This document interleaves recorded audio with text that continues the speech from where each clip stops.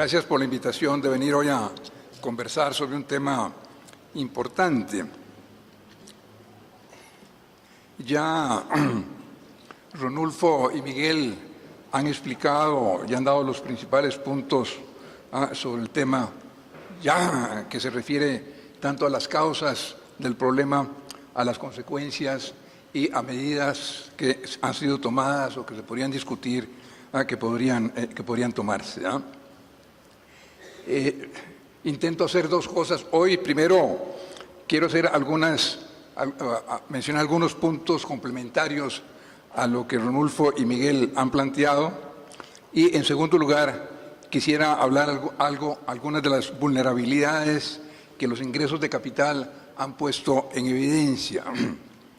Comenzando con el primer tema, me parece que hay tres puntos que valdría la pena examinar. Uno de ellos es el desglose de los ingresos de capital que han venido al país atraídos por los diferenciales de intereses y los ingresos de capital que han venido al país ante la posible expectativa de quitar las bandas, o sea, de apreciar, de que se aprecie el colón. Los ingresos de capital que han venido por diferenciales de tasas de interés están ubicados en compras de títulos, algunos de ellos hasta de 3 años. Por el contrario, los ingresos de capital, cuyo objetivo era tener una ganancia de capital si se apreciaba el colón, esos están parqueados, sea en cuentas corrientes o sea en inversiones de muy corto plazo. Y este punto es importante y valdría la pena intentar cuantificar hasta donde sea posible el origen de estos ingresos de capital, ya sea orientados por los diferenciales de tasas de interés o ya sea por una expectativa de que se iban a quitar las bandas y se iba a apreciar el colón. Esto lleva, claro está, a un segundo punto complementario, y es de que se ha hablado de que así como los ingresos de capital ingresaron en un plazo relativamente corto, podrían también salir del país en un plazo corto y poner en dificultades. Bueno, el que puedan salir o no puedan salir depende en gran parte del destino que se le dieron a esos colones. Cuando se hicieron inversiones en títulos a 3 años plazo, ese capital no puede salir rápidamente porque para salir tendrían que vender los bonos y ahí podrían haber una pérdida de dinero. No es como en otros países en donde cuando vienen a invertirse en títulos hay un mercado muy amplio de acciones y de títulos, de tal manera que se podrían vender algunos de ellos sin incidir considerablemente en el precio. Pero en el caso de Costa Rica, prácticamente lo que vinieron a comprar títulos son títulos del gobierno. Si quisieran salir rápidamente tendrían esa dificultad. Por el contrario, los ingresos de capital que vinieron con fines especulativos con relación a la banda y a la presión del colón, esos están o líquidos o en títulos de muy corto plazo. Esos sí podrían salir rápidamente del país. De ahí la importancia de ver si se pudiera hacer una clasificación de los ingresos de capital entre aquellos que vinieron atraídos por el diferencial de tasas de interés y aquellos que vinieron con una expectativa de que el colón se podía apreciar. En tercer lugar, me parece que hay que insistir y poner énfasis en el entorno en que se está dando este fenómeno de los ingresos de capital. Tanto el entorno interno, por así decir, como el entorno externo. En cuanto al entorno interno, me parece que es importante mencionar que las medidas que se lleguen a tomar o que no se lleguen a tomar va a depender de un año electoral en donde las condiciones no son las mismas que en años en que no son electorales. En segundo lugar, me parece a mí de que es evidente la dificultad de tomar medidas que impliquen ir a la Asamblea Legislativa. Todos conocemos lo engorroso y lo tardado que es la acción en la Asamblea Legislativa.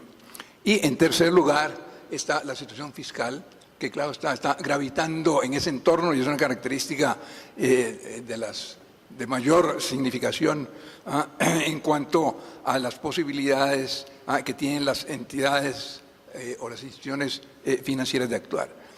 Este entorno interno, claro está, que le quita márgenes de libertad a lo que el Ministerio de Hacienda puede hacer y a lo que el Banco Central puede hacer. Y desde ese punto de vista me parece que es importante tener presente esta reducción en los márgenes de acción que pueden tomar tanto Hacienda como el Banco Central.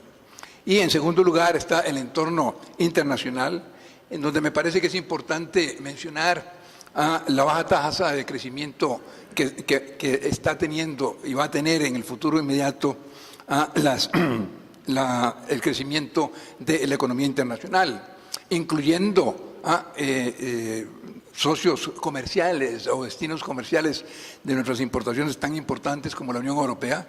Prácticamente hay una recesión, pero también el crecimiento de otros países centroamericanos van a estar afectados por los mismos fenómenos que nos afectan a nosotros, y el caso de los Estados Unidos, en donde si bien hay una recuperación, esta todavía es lenta y deja que desear.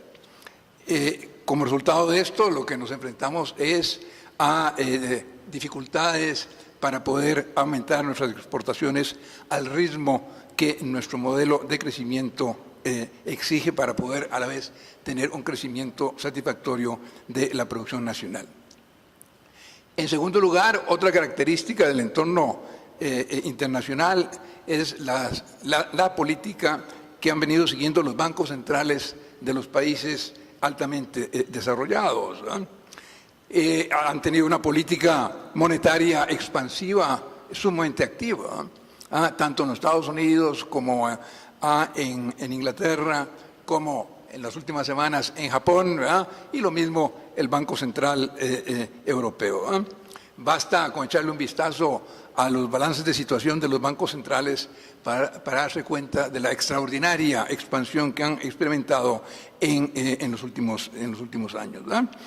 Esto lo que significa, claro está, es de que las tasas de interés en la mayoría de sus países están por el suelo, y aquí, claro está, que se encuentra uno de las razones de la emigración de los capitales de los centros industriales a los países emergentes o a los países en proceso de desarrollo en búsqueda de una mayor rentabilidad de sus capitales. Ingresos de capitales golondrinas, si se quieren llamar de alguna manera, que tienen como consecuencia presiones para apreciar las monedas de los países a donde llegan, apreciación que si se da afecta la competitividad de esos países y consiguientemente afecta las posibilidades de crecimiento económico.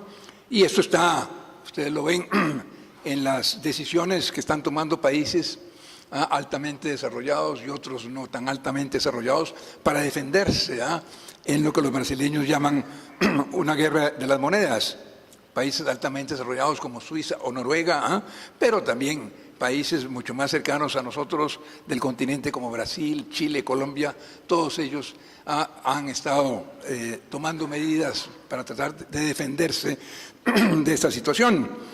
Entonces, como ustedes ven, en este momento tenemos dos correas de transmisión de cómo la crisis en los países industrializados se transmite a la periferia y al resto de los países. Uno es un bajo crecimiento que nos dificultan nuestras exportaciones, y el otro son estos movimientos de capitales que al apreciar nuestra moneda disminuyen nuestra posición competitiva. O sea, no solamente el pastel crece lentamente, sino que la posibilidad de competir en ese pastel tiende a disminuirse.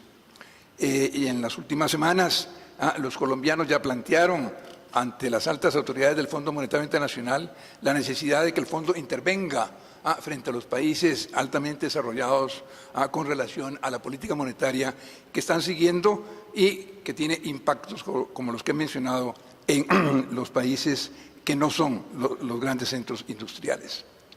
Y en tercer lugar, otra característica del entorno externo es la política de endeudamiento que están siguiendo los países altamente desarrollados, endeudamiento que ha llevado a crisis en varios países, sobre todo en el sur de Europa, pero también en el caso de Irlanda, y que ha hecho que tanto Estados Unidos y recientemente Inglaterra perdieran su calificación de AAA. Esto lo que plantea es incertidumbre en la economía internacional, todo lo cual para un país como Costa Rica tiene ciertas incidencias en lo que se refiere a los flujos de inversión externa directa que nos interesa mucho, a turismo y el comercio internacional. Entonces me parece que estos elementos del entorno habría que tomarlos en cuenta cuando uno analiza las posibilidades de acción de un país como Costa Rica. En segundo lugar, el segundo tema que quería conversar con ustedes hoy es de que las evidentes dificultades que se le han presentado al país, y a lo mejor todavía no han terminado, como consecuencia del ingreso significativo de capitales golondrina, ha puesto, me parece, al rojo vivo algunas de las vulnerabilidades que tiene nuestra economía. Y sobre eso quiero referirme a tres temas que me parece que son claves. En primer lugar, el talón de Aquiles es la situación fiscal. Las finanzas públicas hoy, en vez de ser parte de la solución, son parte del problema. Los países que tienen el mismo problema que tiene Costa Rica, pero que tienen finanzas públicas sanas, más bien Hacienda colabora con el Banco Central, porque no presiona las tasas de interés internas al no tener que colocar bonos para financiar su déficit. Bueno, y a veces también existe la posibilidad de que amorticen deuda externa en forma anticipada, lo cual hace entonces que aumente la demanda de divisas en el país y eso reduce la presión de los ingresos de capital. Pero en un país como Costa Rica la situación es al revés. Hacienda tiene que colocar una cantidad importante de bonos, lo cual presiona tasas de interés en el mercado financiero y si se financia en el extranjero, más bien aumenta la oferta de dólares en el mercado local, complicando más la situación para el Banco Central. 4 o 5 años consecutivos de un déficit de 4,5 al 5% implica de que algo va a pasar.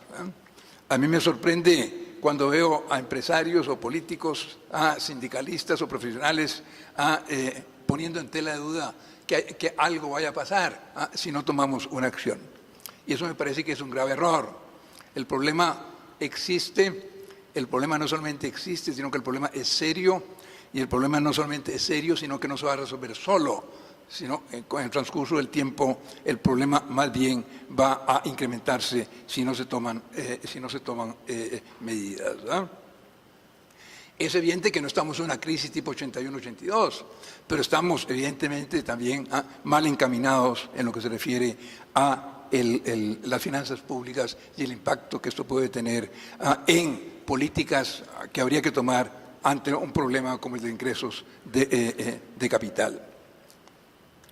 Y es que el problema es de que si bien hubo una oposición de diferentes grupos del país para evitar la reforma tributaria, esos mismos grupos no tienen suficiente poder para hacer que el déficit fiscal disminuya. Entonces nos quedamos sin reforma tributaria y nos quedamos con el déficit. El ministro Ayales está consciente de que en un año electoral no se van a tomar decisiones importantes ni del lado de los ingresos ni del lado de los gastos. A lo sumo lo que puede hacer Edgar es de que la situación no empeore en el año 13, pero ya los dados están tirados para este año de tener de nuevo un déficit entre 4,5% y 5%. Pero Edgar quiere aprovechar el tiempo y está estableciendo un diálogo con diferentes grupos del país para tratar de ir avanzando, para ver si es posible llegar a algunos acuerdos, ya sea del lado de los ingresos o del lado de los gastos. Allá le está claro de que no puede ser solamente el lado de los ingresos, sino que el lado de los gastos tiene que formar parte de un acuerdo político, tanto lo que se refiere a la parte cuantitativa de los gastos como a la parte cualitativa de los gastos. La idea es de mantener durante estos meses aprovechar este diálogo y tener para después de las elecciones de febrero del año 14, tener algunos proyectos de ley que tengan visos que reflejen un cierto acuerdo entre diferentes grupos. Ustedes están claros de que la negociación va a ser muy compleja, porque si se trata de tocar el gasto público, eso no se puede hacer si no se toca la planilla.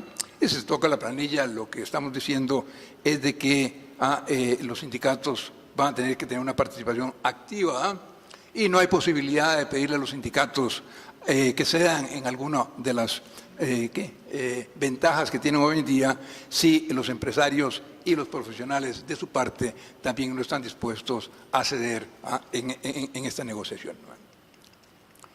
En segundo lugar, me parece a mí que el tema de la política monetaria es de especial importancia a la luz del tema que estamos considerando. Y es que el Banco Central tiene que prepararse, porque hoy en día el problema son los ingresos de capital, mañana pueden ser las salidas de capital, otra vez pueden ser las inflaciones que nos vienen del extranjero. En fin, el Banco Central siempre tiene shocks externos, por así decir, en parte inesperados, y desde ese punto de vista no le queda más que prepararse. A mí me parece de que el elemento o el planteamiento fundamental que deberíamos tener en este campo es tener un planteamiento o un programa de mediano plazo, en donde uno pueda examinar las medidas de corto plazo a la luz de un planteamiento de mediano plazo. ¿Y cuáles son algunos de los elementos claves de ese planteamiento a mediano plazo? Me parece que uno de ellos se refiere a completar el mecanismo de las metas de inflación, 3% como meta del Banco Central.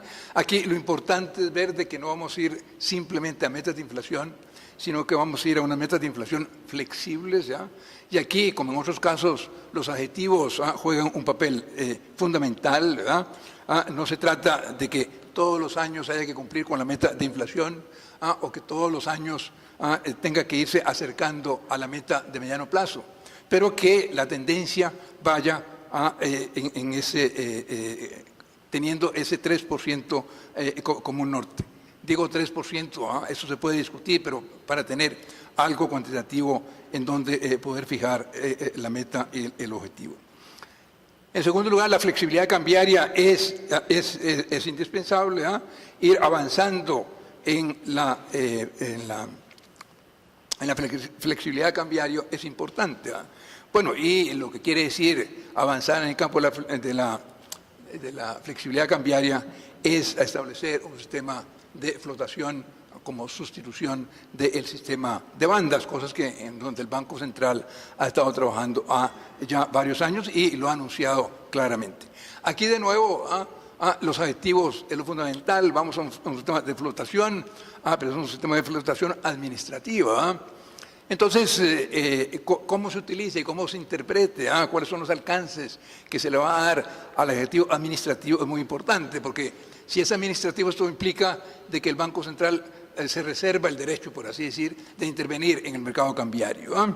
Eso lo que quiere decir es de que hay necesidad de establecer reglas de intervención.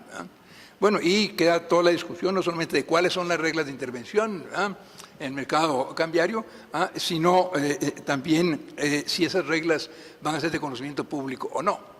En los tres regímenes cambiarios anteriores las reglas eran públicas. Cuando había un tipo de cambio fijo, todo el mundo sabía que el Banco Central compraba y vendía a un determinado tipo de cambio. Cuando hubo minivaluaciones, se sabía que la devaluación del tipo de cambio nominal iba a ser la diferencia entre la inflación nacional y la internacional. Y en cuanto a las bandas, la gente sabía que el Banco Central tenía un piso y un techo, y que mientras no se saliera de esos límites, el Banco Central no intervendría. Bueno, ahora si vamos a una flotación cambiaria administrada, habrá que tomar una decisión si las reglas, y las reglas tienen que existir, porque no habría posibilidad de saber cuándo el Banco Central está actuando bien o no está actuando correctamente. Y la otra cosa es de que si vamos a una flotación cambiaria administrada, es necesario mantener reservas monetarias internacionales.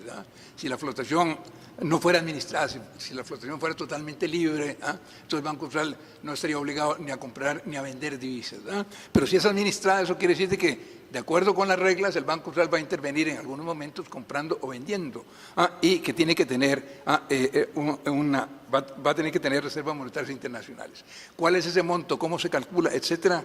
Eso quedaría a discreción del Banco Central. Y en tercer lugar, la estabilidad del sistema financiero, a la par de las metas de inflación y a la par de la flotación, asegurar la estabilidad del sistema financiero, sobre todo después de la crisis o en la crisis que todavía estamos viviendo, es una responsabilidad fundamental del Banco Central, y hoy en día está entre algunos de sus principales objetivos, ¿verdad?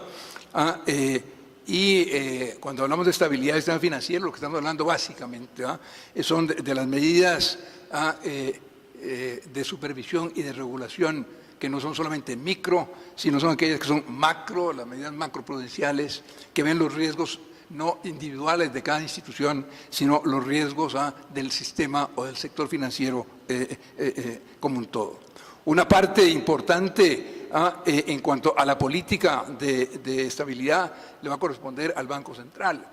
La ejecución de muchas de esas políticas no le va a corresponder al Banco Central, sino va a estar a cargo de CONACYT y de las superintendencias, pero la responsabilidad de estar viendo el bosque es del Banco Central.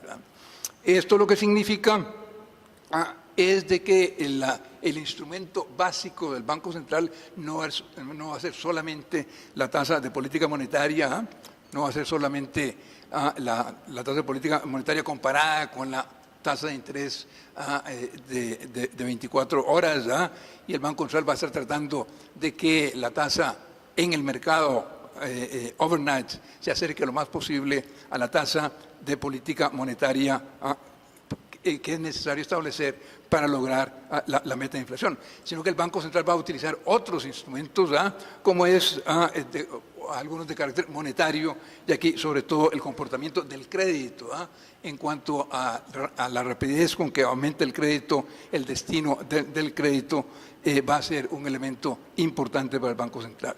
No se trata de una camisa de fuerza, se trata de algo que oriente las políticas del Banco Central para poder ver las políticas de corto plazo enmarcadas dentro de un planteamiento de mediano plazo del Banco Central.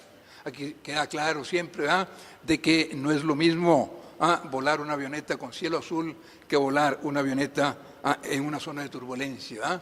Ni las medidas, ni la altura, ni la velocidad, ni los instrumentos van a ser los mismos, y eso el Banco Central lo tiene muy claro.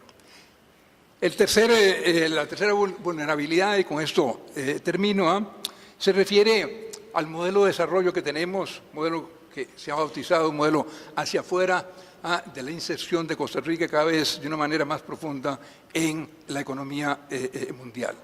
Como ustedes recuerdan, los pilares de este modelo son bien conocidos: el acceso a mercados externos, la apertura de nuestra economía, la utilización de los recursos naturales de que dispone el país, pero también, desde el punto de vista de política económica, un programa de incentivos muy activo a las actividades en los sectores exportadores. Después de 20 o 25 años de estar con este programa, el programa muestra ciertas dificultades, muestra cierta fatiga. Hay dos dificultades centrales que está presentando el sistema. El modelo, es de que el costo del programa de incentivos, cuando el sector exportador es relativamente pequeño, el resto de la economía la puede absorber sin muchas dificultades.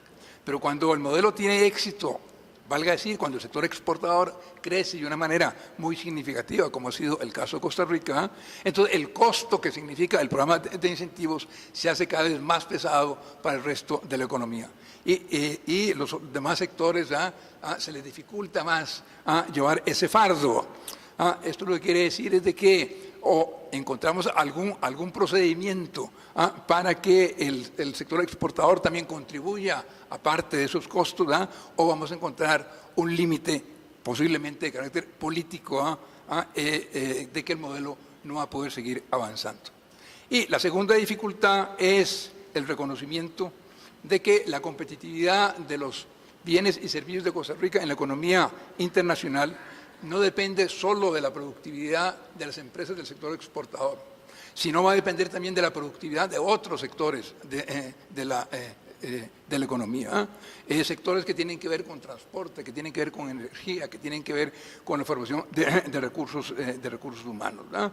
Bueno, y entonces se trata no solamente de mejorar la productividad de las actividades directamente relacionadas con las exportaciones, sino hay necesidad de preocuparse también de la productividad de otras actividades, de otros sectores de la economía del país, ¿verdad? Entonces los dos retos que tenemos ahí es cómo hacer que la competitividad de nuestros bienes y servicios en la economía internacional dependan menos de los incentivos y dependan más y más de los aumentos de productividad. No es que los incentivos van a desaparecer, posiblemente cambien los incentivos, la naturaleza de los incentivos, pero que los aumentos de productividad van a tener una mayor importancia que los incentivos. Y segundo, que el Programa Nacional de Competitividad aquí adquiere una enorme importancia porque va a ser necesario mejorar la competitividad, la productividad, como dije, de otros sectores de la economía. Si Costa Rica quiere hacerle frente al problema que vimos de los ingresos masivos de capital, me parece que en estos momentos habrá necesidad de echar mano al tipo de medidas que Miguel estuvo mencionando, porque no estamos preparados en los otros tres campos, ¿verdad? Pero si queremos tener capacidad para hacerle frente en el mediano plazo a otros shocks externos que van a venir inevitablemente, me parece que la capacidad del país para prepararse, para hacerle frente a esos retos y desafíos pasan por resolver el problema de las finanzas públicas con un programa de consolidación fiscal. Es necesario adecuar la política del Banco Central de corto plazo dentro de un marco de mediano plazo y es necesario acelerar el Programa Nacional de Competitividad. Muchas gracias. Muy buenos días y muchas gracias a la Academia por la oportunidad de venir a compartir con ustedes reflexiones sobre estos temas que siempre son de interés y que a uno le hacen revivir ahí las épocas que pasó en el Banco Central, sobre todo cuando oyen los ruidos que hay ahí, entonces uno siente que está la motosierra funcionando también, ¿no? Entonces le hacen un lindo ambiente a uno de trabajo. Yo creo que el tema nos ha dado un pequeño respiro, es decir, del 18 de enero a hoy el Banco Central solo ha comprado 10 millones de dólares o 11 millones de dólares. Pero eso no significa que el tema no sea relevante, porque yo creo que lo vamos a volver a enfrentar a futuro. Y me parece que hay dos cosas que deberíamos tener muy claras cuando hablamos de esto. Y es el impacto que tienen los flujos de capital en los precios relativos. Y nosotros tendemos mucho a ponerlo únicamente en el tipo de cambio real. Pero hay otro precio relativo, que es el precio del colón con respecto a la canasta de bienes, que es la inflación, que también es un peso relativo, un precio relativo que es muy relevante. Y entonces, en las decisiones de hacia dónde o cuáles políticas debemos impulsar, yo creo que ambas deberían estar muy claras sobre la mesa. Políticas que nos pueden llevar a más inflación no deberían ser aceptables, políticas que nos pueden complicar en mucho la parte de competitividad también deberían ser preocupantes. Y entonces yo quisiera plantear 4 consideraciones sobre eso. La primera es que la inflación, no existe un trade-off permanente entre inflación y crecimiento, puede haber un trade-off temporal.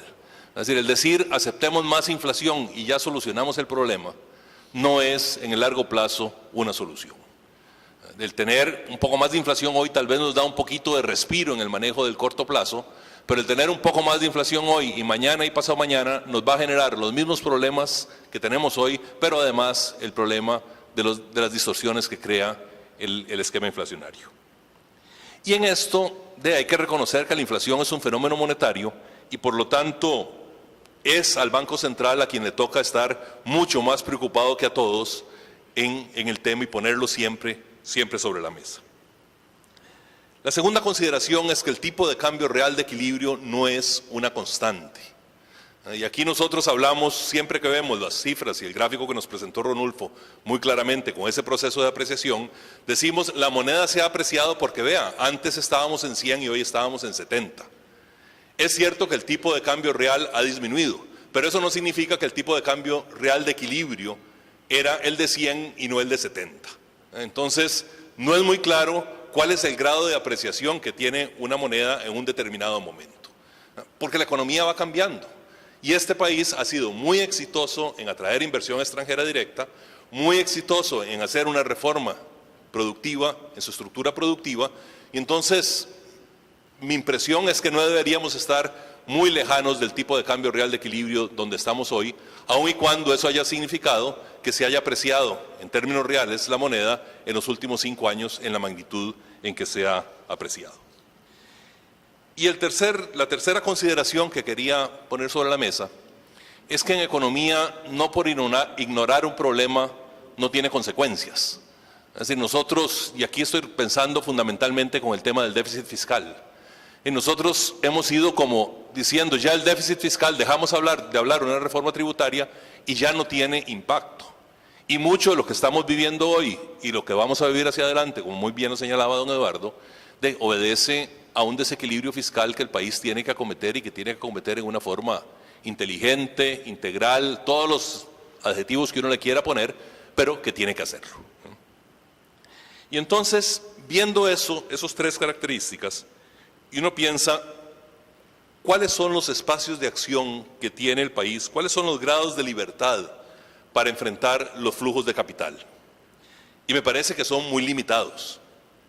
Uno, porque si bien llevamos ya 4 años de tener la inflación a menos del 6%, todavía la inflación es mucho más alta o más alta que la inflación internacional. Y esa meta que don Eduardo mencionaba de un 3%, que uno puede discutir si es 3,5, si es 4 o si es 2, pareciera que es una meta a la cual todavía tenemos que seguir haciendo esfuerzos para alcanzarla.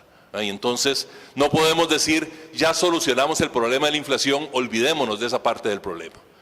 Y eso implica que el Banco Central tiene la responsabilidad de seguir velando todos los días porque la inflación no se le vuelva a ir de las manos. El segundo punto es que claramente, como decía antes, el tipo de cambio real, uno no podría decir que tenemos una subvaluación muy fuerte de la moneda. Es decir, uno podría discutir si estamos alineados o no alineados, cuán desviados estamos, pero sí no tenemos un enorme espacio para poder seguir apreciando la moneda en el tiempo al ritmo que la apreciamos en los últimos 2 o 3 o 4 años. Y entonces ahí también hay que ver de qué forma podemos manejar esa restricción. La tercera es que el Banco Central sigue teniendo pérdidas. Y entonces tratar de pasarle la factura al Banco Central y decirle, compre todas las reservas que sean necesarias, esterilice y acarree usted con los costos, es simplemente esconder el problema, suponer que no tiene consecuencias y eventualmente tener que enfrentarnos otra vez a un Banco Central con pérdidas altas. Y en mucho esas pérdidas hoy se están dando porque la rentabilidad de los activos del Banco Central es prácticamente nula. Es decir, el banco tiene hoy $7,000 millones en reservas monetarias internacionales, pero la tasa de interés a la cual puede invertirlo posiblemente es menos de un 1%. Cuando ya la economía mundial empiece a subir sus tasas de interés, el Banco Central va a tener un respiro muy interesante y entonces va a tener mucho más espacio de acción. Hoy no lo tiene. Y el cuarto punto, el déficit fiscal sigue elevado, sin visos de solución en el corto plazo. Y la forma como hemos tratado de decir el déficit fiscal no importa, es decir, vamos a financiarlo externamente. Y bueno, ya fuimos y hicimos una colocación de eurobonos muy interesante. Ahora el gobierno nos está diciendo posiblemente en mayo o junio iremos a hacer una nueva colocación de eurobonos. Bueno, y cuando esos eurobonos vienen al país es flujo de capital. Es decir, cuando esos eurobonos vienen al país van a reflejarse en una presión sobre el Banco Central para la emisión monetaria y de nuevo el Banco Central va a tener entonces que articular cómo hace para enfrentar ese problema.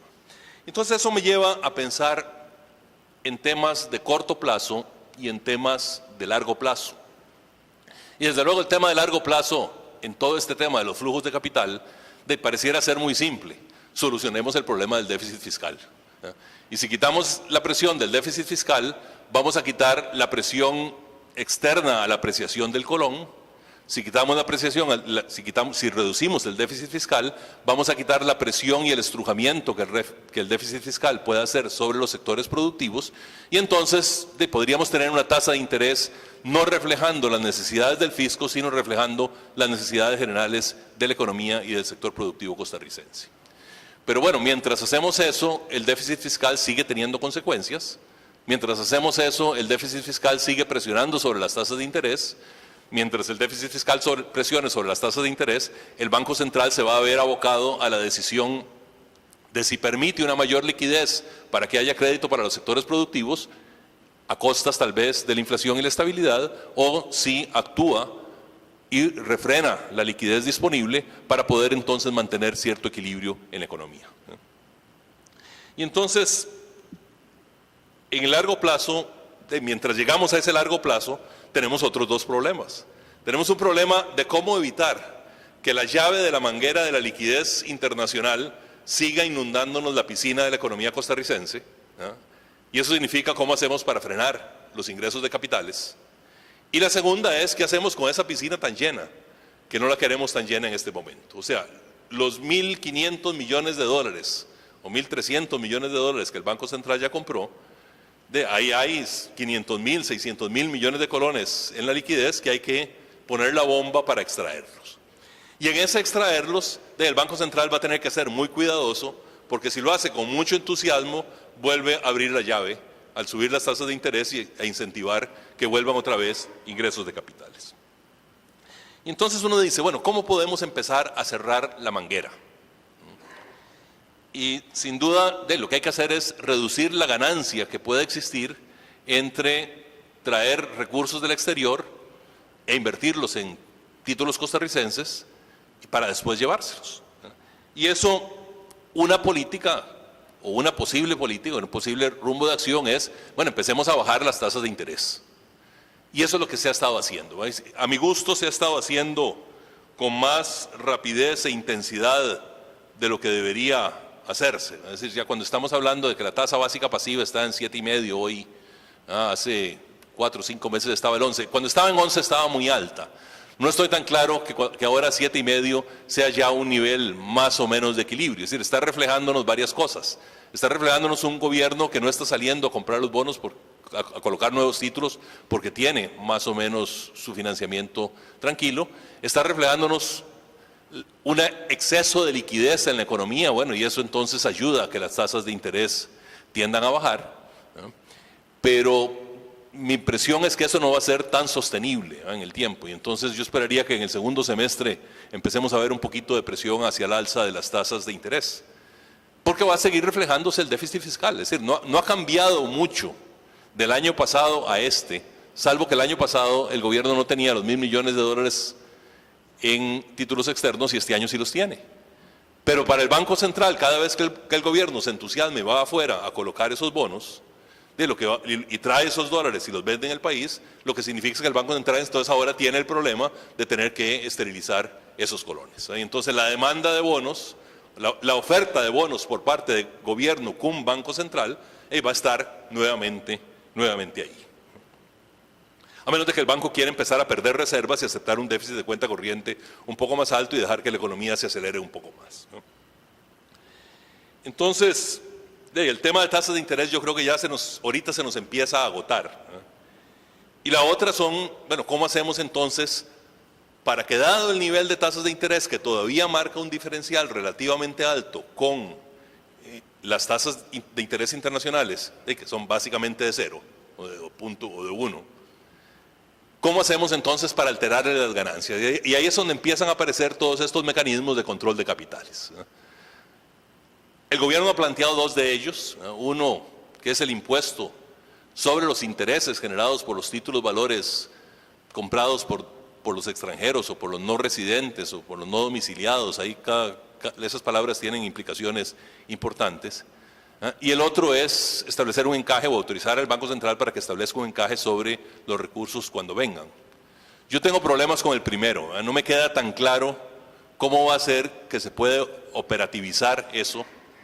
No me queda tan claro cómo hacer para que la espada de Damocles que puede estar ahí dando vueltas sobre los que puedan venir a comprar títulos costarricenses no haga que las tasas de interés empiecen a subir.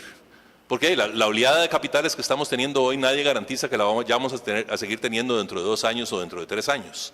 Y entonces, cuando las tasas de interés internacionales empiecen a subir, algunos de los capitales que vinieron al país, porque para ganar un 1% prefiero ganarme un 3 o un 4 o un 7% en Costa Rica, en colones convertido a dólares, y tal vez ya cuando me paguen un 3% o un 4% en los mercados internacionales, mejor me vuelvo a ir. Y entonces a lo mejor ahí vamos a tener necesidad de recursos.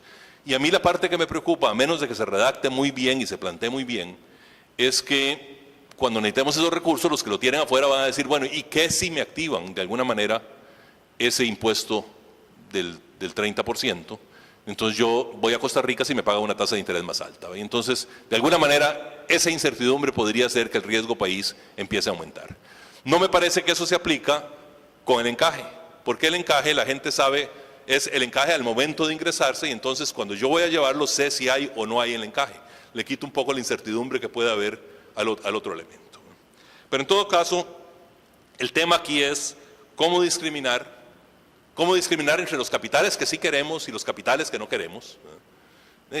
Y don Luis Lieberman, yo creo que lo ponía muy claro hace como 1 mes y medio que hablaba, creo que en una entrevista que le hizo a La Nación, y decía, mire, es que hay que tener mucho cuidado, porque cuando el ministro de Hacienda fue a vender los títulos valores a los bancos internacionales, eran distinguidos señores inversionistas, y cuando los bancos internacionales vinieron a comprar los títulos valores en Costa Rica, eran piratas que venían a especularnos y a destruirnos la moneda.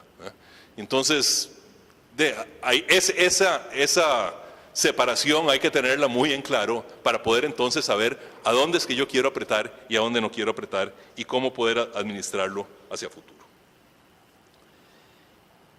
El otro elemento que a mí me parece que tiene que empezar a estar en el tintero es la mayor variabilidad del esquema cambiario. Es decir, el tipo de cambio pegado en el piso de la banda y la cierta tranquilidad de verlo siempre pegado en el piso de la banda, lo que me hace es darme una zona, aumentarme la zona de confort. Y entonces, me parece que ese es un tema que no deberíamos quitarlo del tapete de la discusión, aun y cuando de la decisión, por lo menos que tomó el Banco Central y que creo que el Gobierno de la República estuvo también impulsando, fue no toquemos el piso de la banda hoy. Pero yo creo que a futuro ese tema del piso de la banda debería desaparecer y sustituirlo, como bien lo mencionaba don Eduardo, por un esquema de flotación administrada, y ahí los objetivos, sí, tienen razón, son muy importantes, ¿verdad? ¿Qué es lo que eso significa? Entonces, ahí uno diría, bueno, vamos a empezar a reducir los ingresos de capitales. ¿Qué hacemos con la piscina llena hoy? Y ahí creo que ese es el problema del corto plazo. Y el banco tiene que secar esa piscina, desde luego, sin que su intento de retirar muy rápidamente la liquidez puede hacer que las tasas de interés suban rápido y volver entonces a crearse los incentivos que se están tratando de eliminar con la baja que ha tenido las tasas. Entonces, si el banco se vuelve obsesivo y dice, yo tiré 500.000 millones de colones, quiero retirarlos en el próximo mes, eso significa que el banco va a tener que estar dispuesto a pagar tasas de interés mucho más altas de las que está pagando ahora con tal de atraer esos recursos. Afortunadamente, y no afortunadamente, es decir, era de esperar que el banco no fuera a hacer una cosa de esa naturaleza. Y lo que el banco está haciendo es interesante porque está negociando con los bancos para colocaciones directas en ventanilla, que le retiren los fondos muy líquidos a fondos menos líquidos, a plazos de 6 meses, 8 meses, 10 meses, con lo cual está comprando tiempo para poder reaccionar. En algunas de las subastas en donde le están pidiendo tasas de interés mucho más altas que las que quiere pagar, el banco simplemente no está asignando y diciendo, bueno, eventualmente voy entonces a recoger esos recursos. Pero entonces, el reto que se plantea es cómo hacer para que los recursos que no estoy logrando captar hoy no se vayan inmediatamente a presionar en una expansión del crédito. Y la experiencia que nosotros tuvimos en el 2007, 2008, cuando tuvimos la anterior oleada de flujos de capitales, fue muy dura en ese sentido. Es decir, el Banco Central bajó las tasas de interés, ahí había una apuesta a la apreciación cambiaria, que el banco iba a quitar el piso de la banda, y nos ingresó muchos recursos, se quedaron muy líquidos, eso se reflejó muy rápidamente en un boom de crédito, y la verdad es que por lo menos la persuasión moral o el que estaba haciendo la persuasión moral no era tan efectivo para hacerla, pero el crédito aumentó muy rápidamente con los temas de desequilibrio y de riesgo en el sistema financiero, etcétera, etcétera. Bueno, eso es necesario evitarlo, ¿no? Y aquí la pregunta entonces es, ¿cómo podemos avanzar o cómo se puede avanzar en eso? El banco hizo una propuesta de decir, nadie me incrementa el crédito más allá de un 9% en los próximos 9 meses. A mí esa como que no me gusta, ¿no? Porque es como en las carreras de carros cuando bajan, creo que es la bandera amarilla. Aquí estoy viendo a don Oscar que era realista y cosas de eso. Era la amarilla, ¿no? Cuando bajan la bandera amarilla, que lo que quiere decir es, a partir de ahora, mientras no esté la bandera otra vez en verde, nadie puede rayar al otro. Y cuando le digo a todos los bancos, usted solo puede crecer un 9%, estoy desoyendo la estrategia que puedan tener los diferentes bancos. Hay bancos pequeños que podían tener planeado expandirse un poco más en este año, que no nos iba a crear un gran desequilibrio en la economía, y hay bancos grandes que tal vez no querían crecer mucho porque ya habían crecido el año pasado, pero entonces ahora todos le estamos diciendo solo 9% con esta restricción en moneda extranjera. Mi preferencia hubiera sido usar más medidas macroprudenciales y establecer algunos mecanismos que incentiven a los bancos, porque les cuesta, a no expandirse mucho más, pero dejar a cada uno de ellos jugar el juego que quisieran hacer desde el punto de vista de su política monetaria y su política crediticia. Así es que quisiera ir terminando para dar más bien el espacio antes de que me saquen la bandera amarilla o roja. Pareciera que el tema de corto plazo está de alguna manera superado, es decir, no estamos viendo en este momento la continuada de ingreso de capitales, pero eso no nos garantiza que no vayamos a vivir otra etapa de estas pronto. Uno, porque, como bien lo señalaba don Eduardo, de la política monetaria de los países desarrollados sigue siendo una política monetaria muy expansiva, y lo último que nos dijo la Reserva Federal en su reunión de enero es: vamos a mantener esta política hasta tanto la tasa de desempleo no baje del 6,5% y la tasa de inflación no se nos vaya por encima del 2,5%. Y cuando uno ve las proyecciones de la misma Reserva Federal sobre la tasa de desempleo no baja del 6,5% sino hasta el 2015. Entonces, va a seguir habiendo mucha liquidez en el mundo. Esa liquidez en el mundo de Costa Rica es una economía que resulta relativamente atractiva, y entonces el tema de los flujos de capitales y de los ingresos de capitales podría volver nuevamente, y lo que sería interesante es estar ya mucho más preparados que en esta oleada para poder enfrentarlo. Y en eso, desde luego, y con esto concluyo, necesitamos avanzar en la solución, corrección del problema fiscal, entendiendo el problema fiscal como la presión del gobierno más Banco Central en el mercado financiero costarricense. Y eso lo que significa es que los eurobonos no son una solución para ese tema, ¿no? Porque ahí lo que estaríamos haciendo es simplemente activar al Banco Central a que salga al mercado. Los eurobonos son una solución para otros problemas, nos puede traer dólares, nos puede dar una relación de más largo plazo, nos puede diversificar el grupo de deudores, etcétera, etcétera. Pero en el tema particular del impacto de flujos de capital sobre la economía costarricense, ahí van a seguir presentes. Me parece que es necesario fortalecer la supervisión prudencial para responder ante presiones en el mercado financiero, tanto en cuanto a expansión del crédito como en el tipo de monedas en que está hecho ese crédito, y desde luego aumentar el arsenal de instrumentos para poder enfrentar ingresos fuertes de capital, en el cual, como les decía, prefiero ver el encaje funcionando más que el impuesto sobre los títulos de capitales. Y por último, avanzar en el proceso de flexibilización del sistema cambiario costarricense. Posiblemente no sea este el mejor momento para hacerlo, pero no sé si habrá algún momento en particular, y eliminar el piso de la banda y pasarnos ya a una flotación administrada le dará al Banco Central un espacio mucho mayor para poder tener entonces y para poder meter un poco más de variabilidad en el esquema cambiario costarricense. Y me quedo aquí entonces para esperar las preguntas del panel. Muchas gracias. Primero que todo, agradecerle a la Academia de Centroamérica por la invitación a venir a compartir con ustedes un rato en el foro sobre el tema de la entrada de capitales. Muy honrado de estar, de haber sido invitado ante un panel tan distinguido y en el cual me siento un poco amedrentado porque seguir las exposiciones de don Eduardo y don Francisco, ya me queda muy poco para decir, ¿va? Me siento como estrujado, aparte que en el tiempo ya me queda poco. Pero bueno, si me queda poco tiempo, quiere decir que no tengo mucho para decir. Yo quisiera, cuando uno le plantean el proponer qué es lo que sigue hacia adelante, yo quisiera dividir el problema que hay que solucionar en dos, digamos, en el análisis en dos vertientes. Uno es el problema que tenemos de corto plazo y el problema que tenemos de largo plazo. Y otra vez, bueno, voy a ser repetitivo porque me parece que don Francisco ya lo analizó más o menos en esos términos. Parte del problema a corto plazo es que las tasas de interés en colones son altas, ¿verdad? No solo por el tema del déficit fiscal, sino también por algunos problemas de estructura de mercado. O sea, el que las tasas de interés pasivas en colones hayan llegado al 11% cuando el país tiene un problema de déficit fiscal, es claro que lo tiene, pero con un nivel de deuda total del 35% o 40% del PIB, no suena tampoco tan realista. Me parece que hay problemas de mercado que hicieron que las tasas subieran más allá de lo que es deseable. Entonces, las medidas que se han adoptado tendientes a bajar las tasas pasivas, como la persuasión moral, la subasta no competitiva y otros temas que han habido ahí, me parece que son medidas que van en la dirección correcta para resolver ese problema de corto plazo, pero también podrían quedar ahí en el tintero algunas medidas tendientes a bajar las tasas activas también, que es, o sea, reducir el margen de intermediación financiera, que es relativamente alto en el país y que fomenta la entrada de capitales, de créditos externos en dólares.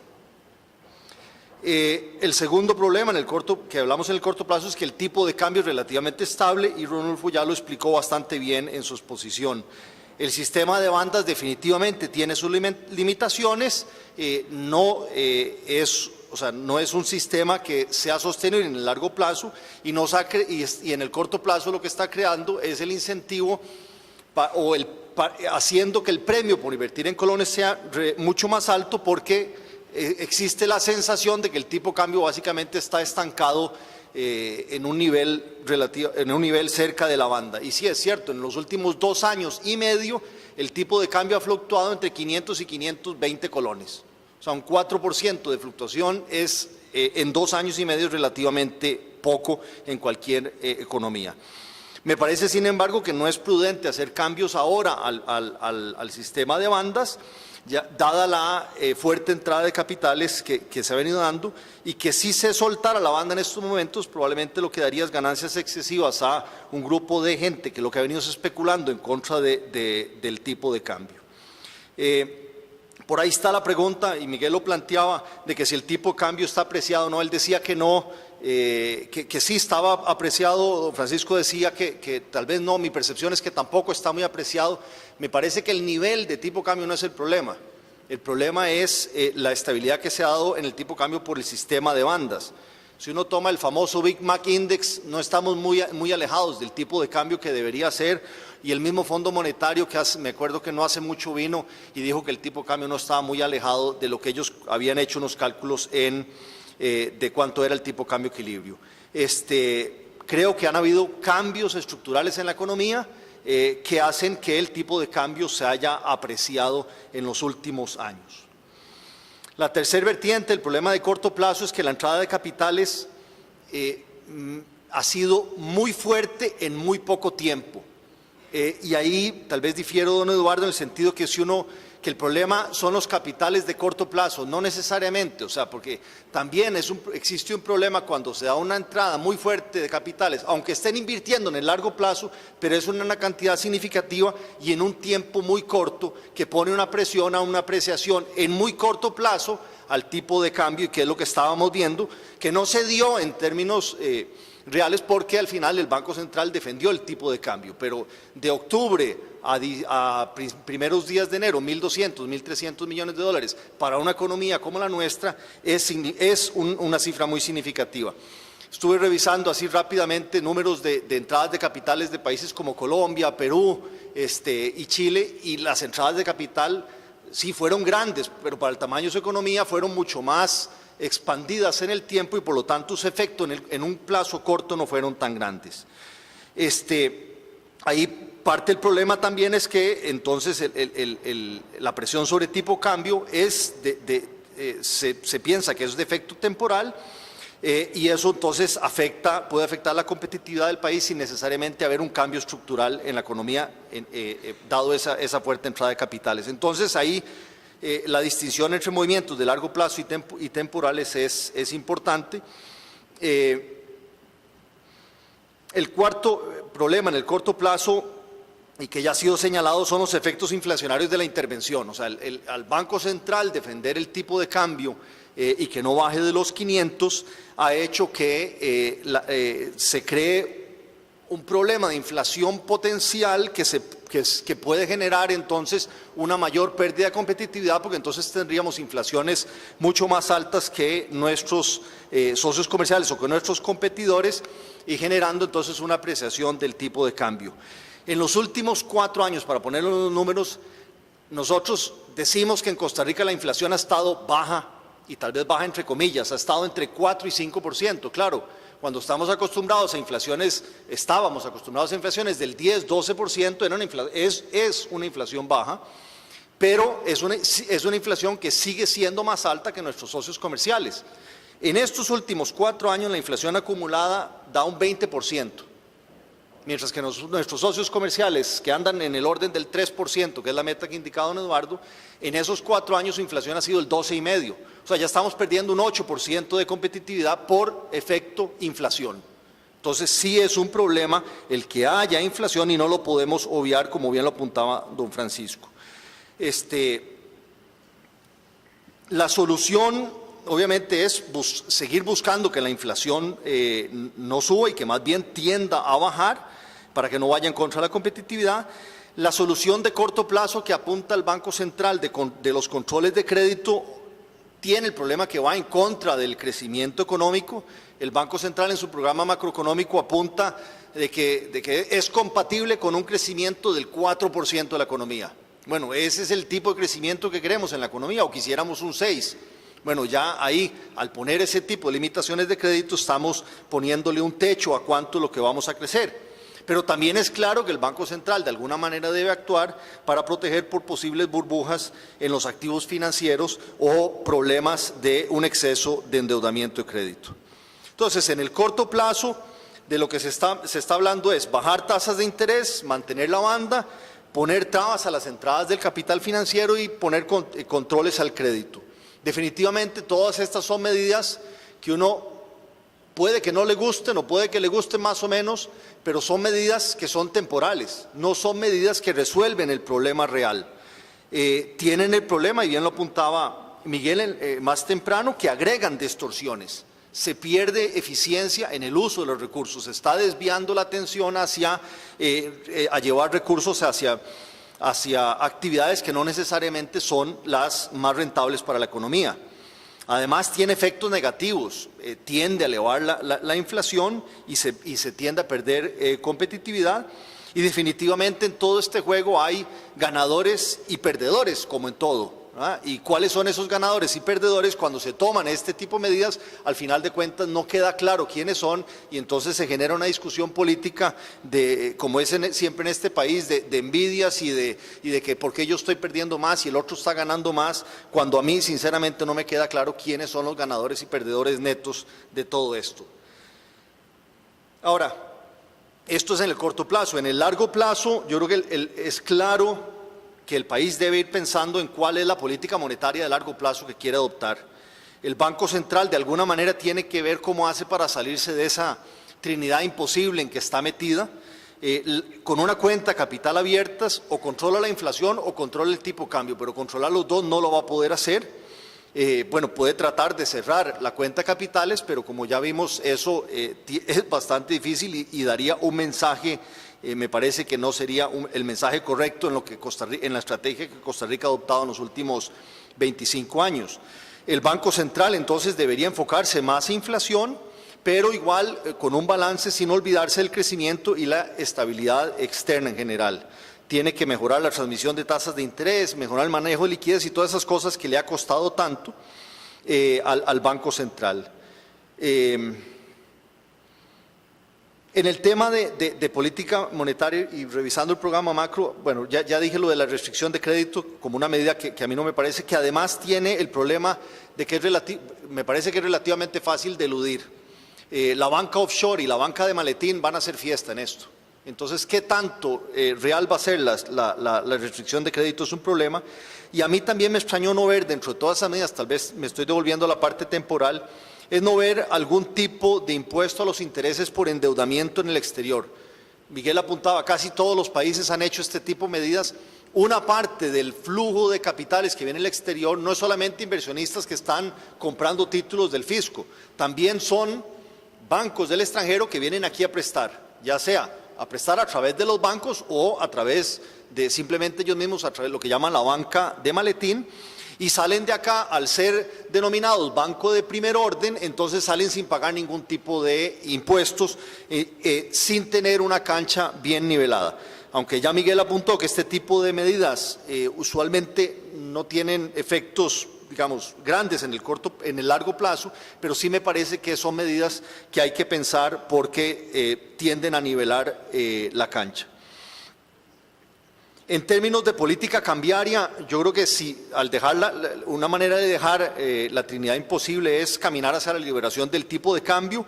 Ya se ha hablado de que, bueno, no es una liberación total lo que se haría el siguiente paso, sino que el Banco Central ha anunciado que va hacia una flotación administrada, y ahí el problema es ver cuándo y cómo se da eso. El cuándo definitivamente entra en el problema político, y ya por ahí se oye en corrillos de que doña Laura no quiere que le hagan muchas olas en su último año de administración y que por lo tanto pasar a esa flotación administrada con efectos que no son del todo predecibles, que no quisiera hacerlo. El problema además que mencionaba antes, el hacerlo en estos momentos es premiar a los especuladores. Para mí, si uno ve, claro, como entrenador de lunes, si uno ve para atrás, el momento para pasar a la flotación administrada debería haber sido hace un año, año y medio. Lo que pasa es que como que tenemos ese miedo a flotar y no lo quisimos hacer en ese momento. Ahora en estos momentos, cuando hay, bueno, ya pareciera que paró algo, pero por lo menos sigue habiendo la amenaza de un ataque de capitales del exterior, el liberar y pasar a un sistema de flotación me parece que es complicado. Y el otro tema es cómo hacerlo y cómo administrar ese tipo de cambio. Don Eduardo ya adelantaba algo. Me parece a mí que si se va a tener una flotación administrada, la intervención debe ser mínima, solo debería ser para suavizar variaciones, no para detener o revertir la dirección del tipo de cambio. Debe tener reglas claras, y ahí yo sé que hay un debate entre si deben ser secretas o no esas reglas, ¿verdad? Hay banqueros centrales que lo que quisieran es no anunciar absolutamente nada y de repente hacer ataques cuando lo quieren hacer, y eso es lo que usualmente los banqueros centrales prefieren, pero eso genera una posible arbitrariedad de parte de algunos funcionarios y podría generar desconfianza en el funcionamiento del Banco Central. Y cuando me parece que hay mucha gente que de alguna manera todavía no le tiene confianza total al funcionamiento del Banco Central, el generar estas arbitrariedades podría agregar un ruido que no es sano para la economía. En todo esto me parece que también el reto del Banco Central es cómo ganar confianza del público para que vuelvan a creer en el colón. El Banco Central lo que estaba preocupado es, bueno, ¿cómo hacemos para que la gente confíe en el colón? Y cuando la gente confía en el colón y empiezan a invertir mucho en colón, dice de repente, no, suave, no quería que confiaran tanto, devuélvanse a los dólares. Es un tema bien complicado. Creo que la gente sigue queriendo ahorrar en colones porque hay un premio significativo, pero también quiere pedir prestado en dólares. Costa Rica es una economía muy dolarizada, y en la cual parte del problema es que hay un margen de intermediación en colones que es muy alto. Y entonces ahí entramos en el tema de largo plazo de cómo hacer para que en el sistema financiero se logre reducir el margen de intermediación en colones. Falta desarrollo y falta más competencia del sistema financiero, la cancha no está del todo nivelada y hay que trabajar en esos temas. Pero además, cuando se tiene esa economía parcialmente dolarizada, entonces la política monetaria y cambiaria se vuelve muy complicada, y Ronolfo ya nos hablaba en la mañana de eso, porque además se crean una serie de riesgos en el sistema financiero que complican más la situación. Entonces, bueno, ahí viene todo el tema del manejo de las medidas macroprudenciales, que entonces el CONACYF y la SUGEF y la SUGEVAL y todas estas tienen que estar pensando constantemente para que los riesgos que existen en la economía no se vayan más allá de lo que debería ser y generen después un esquema de inestabilidad. Y aquí lo que hay que tener mucho cuidado es no confundir el objetivo de estabilidad del sistema financiero con objetivos de control monetario. O sea, el utilizar las medidas macroprudenciales para hacer control monetario no debería ser. En el largo plazo, me parece que dada la dolarización que existe en la economía y las complicaciones que hay, yo no descartaría del todo la dolarización de la economía. Claro, eso yo sé que tiene problemas porque hay en estos momentos mucha incertidumbre sobre la situación del dólar como moneda y de Estados Unidos como potencia económica, aparte de que me parece a mí que no es la solución, pero si sigue habiendo desconfianza en el colón, el dólar como moneda o la dolarización como alternativa, me parece que no se puede descartar y debe permanecer en la mesa de discusión. Finalmente, todo esto, muy bonito discutirlo, pero el problema, y ya lo dijo don Francisco y también lo dijo don Eduardo, el problema es un problema de déficit fiscal en el largo plazo. El déficit fiscal tiende a elevar las tasas de interés pasivas, que genera muchos de los problemas que estamos hablando y genera problemas adicionales en la economía. La solución para mí corre por el lado de una reforma fiscal, no tributaria, fiscal. Volver a apostarle, como hizo este gobierno, en una reforma tributaria donde solamente aumentaba impuestos y no tocaba el lado de los gastos, me parece que es un error. Se tiene que hablar de manera integral, donde se hable de una reestructuración del sistema impositivo, donde se mejore la eficiencia en recaudación, o sea, disminuir la evasión, la ilusión y el contrabando, pero también se tiene que hablar de reducción de gastos, y cuando se habla de reducción de gastos, se tiene que hablar de salarios de empleados públicos, y no solamente del gobierno central, sino de todo el sector público, pero también de revisión de algunas instituciones inútiles, la pongo así entre comillas a falta de una mejor palabra, instituciones que en verdad no están haciendo absolutamente nada y sí están utilizando recursos. Pero nada se hace con resolver problema fiscal y bajar el déficit si el funcionamiento del sector público sigue siendo ineficiente e ineficaz. Me parece que la ineficiencia e ineficacia en el sector público le está mermando competitividad al país. El sector público no está complementando adecuadamente al sector productivo, no está siendo un compañero adecuado para mejorar la competitividad. Lo que está haciendo al final es trasladando costos de unos sectores a otros vía mayores impuestos o precios de servicios públicos. Y aquí definitivamente, sin entrar en mayores detalles, la solución corre por algunas reformas que la Junta de Notables ha propuesto. Hay que mejorar la ejecutividad en el sector ejecutivo, mejorar la calidad del legislativo, mejorar la relación entre el ejecutivo y el legislativo. En el caso del ejecutivo hay que pensar en hacer las cosas diferentes. El ejemplo de los países nórdicos me parece que es un ejemplo que hay que seguir, cómo mejorar la eficiencia en el uso de recursos de parte del Poder Ejecutivo. También hay que mejorar las instituciones de control, el Poder Judicial, la Contraloría, la Procuraduría y todas las IAS que siguen. Hay que mejorar el mecanismo de rendición de cuentas, no podemos seguir dándole recursos al gobierno y sin que haya una adecuada rendición de cuentas de cómo se están logrando los objetivos planteados para el uso de esos recursos. No es simplemente darle plata y que la gaste, tiene que haber objetivos claros y rendición de cuentas. Y me parece que tiene que haber, y esto está ausente en el informe de la Junta de Notables, una revisión del sistema de precios de servicios públicos. A través de eso lo que estamos incentivando también es una gran ineficiencia en las empresas públicas, que simplemente, como saben que se lo pasan a la ARECEP y la ARECEP les aumenta el precio y eso lo tenemos que pagar el resto de los costarricenses. Entonces así no se vale jugar y no está fomentando la eficiencia. Por eso a mí me parece que es muy importante discutir de las medidas temporales para tratar de mitigar el problema de la entrada de capitales, También hay que hablar sobre la política monetaria y la política cambiaria, pero no importa el régimen cambiario que se tenga, sea tipo cambio fijo, mini devaluaciones, flotación administrada, dolarización, o el régimen de política monetaria, metas de inflación, etcétera, mientras haya un problema fiscal de la magnitud que el que tenemos. Es difícil lograr un balance entre inflación y tipo de cambio cuando la cuenta capital es abierta y tenemos un problema del déficit fiscal como el que tenemos. No hay manera de solucionarlo. El país me parece que debe enfocarse en busca de mejorar la competitividad de largo plazo, sin distraerse demasiado en pensar en cómo contrarrestar los movimientos de corto plazo, que obviamente pueden y son muy dolorosos, pero al final estar demasiado enfocado en el corto plazo distrae de los verdaderos problemas que tiene el país. Mucho de esto pasa por hacer más eficiente el uso de los recursos, lo cual es muy importante en el sector público, como anotaba, pero también en el sector privado. En el sector privado no puede oponerse solo porque sí a todo lo que viene. Debe ser más proactivo y estar listo para aceptar más competencia y mejorar el uso de los recursos del portón para adentro. Muchas gracias.